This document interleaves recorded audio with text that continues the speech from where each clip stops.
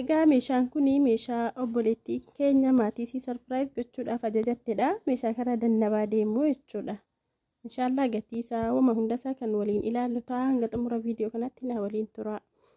Egaa akkuma argaa jirtan kuni firaashiif tiraasii utuu itti uffifamini. Firaashiinis tiraasiinis kan isiiti carqiitti uffisee gatii firaashiis gatii tiraasii ispoonjiis viidiyoo keessatti isiniifan himaa. Viidiyoo kana hanga xumuraatti hordofaa namoonni meeshaa ajajachuu barbaadan. Assalaamu alaykum warahmatullahi wabarakaatu. Kabajamtoota hordoftoota koo jirra jirtuu nagaa keessanii alhamdulillah. Hedduu tokko badeen jira yuutuubii irraa. Yaagaa wanti tokko hin dhabamu du'aayinaa godhaa. Ammas hedduu xiqqoo na dhukkubee ture alhamdulillah kanumaafan sagaleen dubbachuu xiqqoo hin dandeenye. Ammas garuu badaa miti sagaleen. Giddii dhumaanii inshaallah du'aayinaa godhaan isiniin jedha hordoftoota koo. Meeshaa baay'ee ajajattanii bitees kan maatii keessan biraan isiniin ga'ee jira. Kan immoo ammallee binne maallaqni keessan na bira jiru jira. Inshaallah tartiibuma isaatiin kan isiniif qaqqabsiisu ta'a. Egaa har'a kan isinitti agarsiisu meeshaalee kanneen inshaallah bor karaa dannabaa fe'ama yoo rabbiin jedhe inshaallah. Kanaaf jalqaba gaa viidiyoo godhee gatii isaallee isin beeksisuun qaba. Akkuma beekamu gaa Ramadaanni seenuuf guyyaa muraasa hafee rabbiin nama Ramadaanaan gahee nagaan soomee ajriisa argatu rabbiin nu haa taasisu inshaallah. Egaa akkuma argitan dhadhaallee maashaallah dhadhaallee ajajattee jirti obboleettiin keenya kuni. Dhadhaa kana gaa biyya keenya nu biraa dhadhaan haala kanaan dhadhaan manaa dhufu dhadhaan qulqulluun haala kanaan koobaadhaan bitama. Achi ka'een baaldii kana bitee fi jira baaldii kanatti naqaafi jechuudha. Haala kanaan hin deemu yoo akkas ta'e asiif achi lallaaqama jechuudha. Nama rakkisaa baaldii kanatti naqaafi jechuudha. Dhadhaa kiiloo 4 kan isiin ajajattee duqeetiin jira zayitiin jira misirri bunni buna jimmaa gaa hin beektu. Buna baay'ee tokko qulqulluu ta'ee bunni kunillee maashaallah baay'ee tokko qulqulluudha bareedaadha hin mi'aa jechuudha. Yeroo ammaa kana bunni kiiloon tokko nu biraa birrii 200 dabalaa jira. 160 illee ture 180 illee ture amma garuu 200 ta'eera. Kanaa olis illee dabaluu danda'a namoonni buna maatiidhaan bituu barbaadanii bitadhaan isiniin jedha daddabalaa jira. Kanayyuu dambanyaa ta'eef 200 naa kenni malee sana bunni qulqulluu bareedaan akkanaa akkasiin hin jiru jechuudha. Amma daddabalaa jira. Akkasuma bunichi kiiloo 10 isaaf birrii 200 biteef jechuudha. Akkasuma kunoo misira qabdi misira kiitti qulqulluu kan ta'e jechuudha. Funaansa tokko of keessaa hin qabu baay'ee tokko qulqulluudha. Innaa misira kiiloo 5 kan hin bitee fi kiiloon tokko isaaf birrii 160ti baay'isuu dandeessu jechuudha. Akkasuma zayitii abbaa leetirii 5 kana sadansaa jechuudha. Zayitiin kunillee 850 waan akkasii ture amma garuu hin dabalee zayitii kana tokkoonsaa leetirii 5 jechuudha. Birrii 910 nan bite kun isaaba jimlaati isaaba baay'inaa kaartooniin bitee tokko obboleettii keenya tokko kan ajajatteetu jirti siidhaafan irraa fuudhee isaaba baay'inaati jechuudha. Birrii 910 fireen tokko abbaa leetirii 5 zayitii isa bareedaa kan jedhamudha. Birrii 910 jechuudha. Leetiriin 5 tokkoonsaa kun suniyyuu isaaba baay'inaati malee chirichaaroo suuqiirraa 1000 wayi akkasiin isiniin jedha hordoftoota koo. Akkasuma duqeetii kiiloo 25 kana qabdi hidhamaadha jechuudha. Akka haaluma kanaan 50 kiiloo jira duqeetiin 25 jira kiiloo 10 jira jechuudha. Duqeetii kana kiiloo 25 kana birrii 2300 kan hin bitee fi akkasuma jookii warqaammaa kana qabdi burcuqoo isaatii wajjiniin. Yeroo baay'ee maanni jookiin kuni firee jookii 6 fi jookii tokkoo fi burcuqoo 6 kan inni gurguramu. Garuu maanni aan dambanyaan koo qodaa kan barbaadetti naa kennu jechuudha. Wallaahi hamma kanarraa jookii tokko fuudhee burcuqoo 12f jookii tokko naa kenne jechuudha. Jookiin tokko qobaatti gurgurameefis gurgurame yoo dhiiseefis gaa akka isaan beeku kanaan durallee biteen ture qodaadhuma karaa dannabaa deeme keessaa jechuudha. Jookii inni haala biraati burcuqoo jookichi jechuudha. Jookichis burcuqoonis warqaammachi bifa biraati. Inni kun garuu kanaan hinuman jiru. akka kana jookii tokkoof burcuqqoo 12 hin gurguramu jechuudha. Yaa bakka biraatti hin gurguramu. Kanayyuu yeroo jalqabaatiif ta'ee kan inni naa kenne siichumatti gaatizaazii haala kanaan naa kenna ta'ee sallahu alam. Yoo jookiin tokkoon sun qobaatti gurguramee fi haala kanaan argachuu dandeessu yeroo taanuuf jechuudha namoonni barbaadan. Yoommoo sun hin gurguramnee fi haala kanaan kennuu dhiisuu ni danda'a isa taanuuf. Akkasii kun akka kanatti jechuudha birrii 3,000. Osoo kana qofa ta'ee birrii 2,000 sun kun isa aandanyaadha hulluqqa'u jechuudha. Kan luqqa'u jira sadarkaa qaba nama shawwadu suuqiin biyya keenyaallee naggadeen biyya keenyaa homaa aandanyaan taane aandanyaa jedhanii namatti gurguru yeroo waa bitamuu qabu dambanyaarraa nama beekumsaarraa sirriitti beekuu barbaachisaadha jechuudha yeroo qodaan bitamu.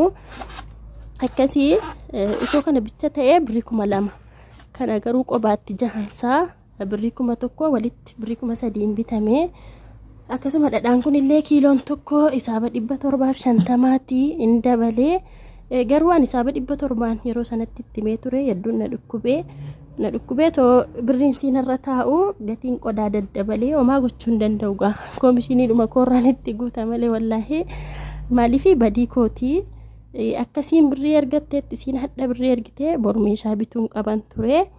Yaugaa hedduun wanta rabbi dabarse hundumaa alhamdulillah jedhanii taqabbaluudha.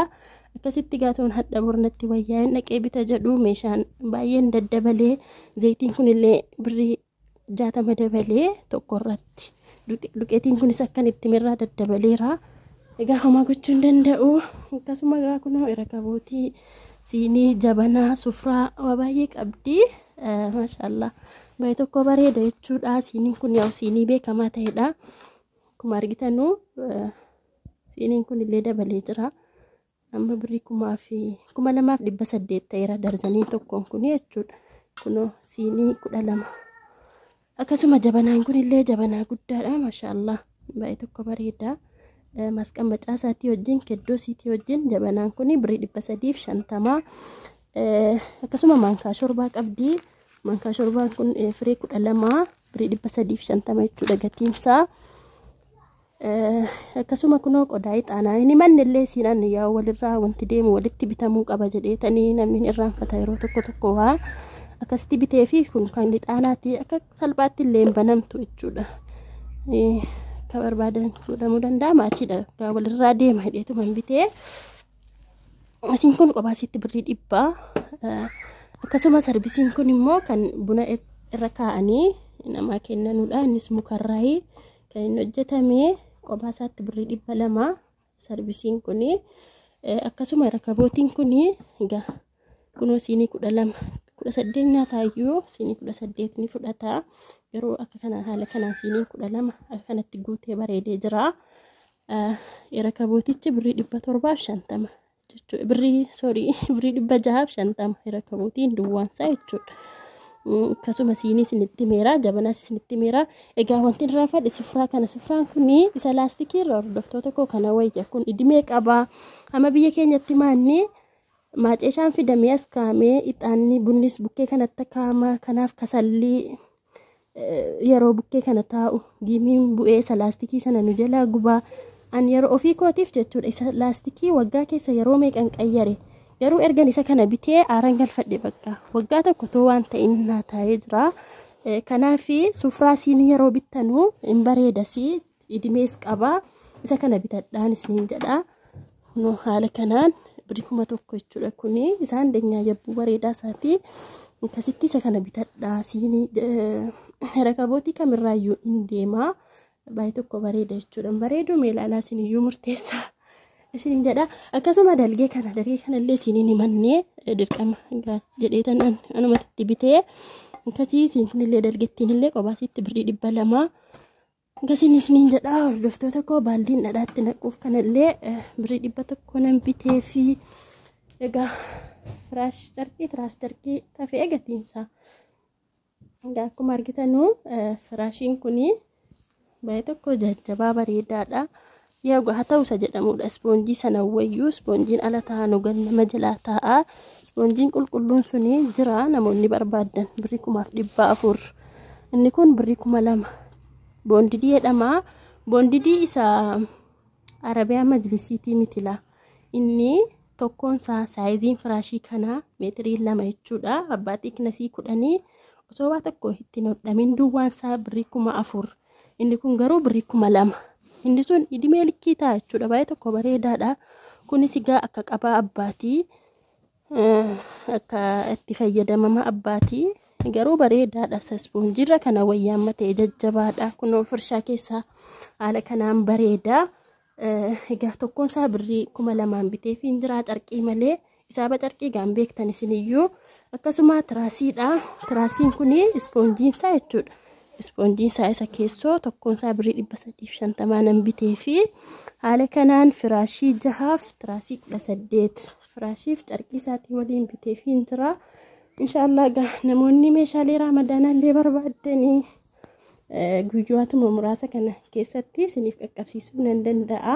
Hadhumarraa kaasaatii heloo jedhaa ajajadhaa. Egaa dursee beeksisuun qaba jedhee karoorfadheen ture garuu akkuma isitti mana dhukkube hedduudhaanii yeroo hunda akka nu jenneerra akka rabbi jedhe caalaa alhamdulillah wama hundaaf iyyuu hordoftoota koo du'aa naa godhaa maaliif iyyuu namoonni meeshaalee garaagaraa tamrii gurmooftanii jechuudha. Biyya akka gaaroo biyya fagoo kana akka dannabaa sokorruu kana nama 4-5 taatanii meeshuma muraasa tamrii qofa iyyuu maan ta'in yoo ajajattanii isinii qaqqabsiisuu nan danda'a.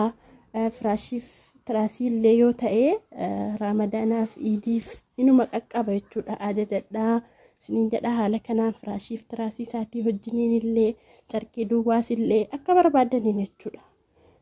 Tijaajii keessan akka tijaajii keessan hitiin isinii gochuu nan danda'a hordoftoota koo. Egaa hanga viidiyoo biraatiin walitti deebinutti nagaa rabbii keessanaaf jiraadhaa. Assalaamu alaykum warahmatullahi wabarakaatuh.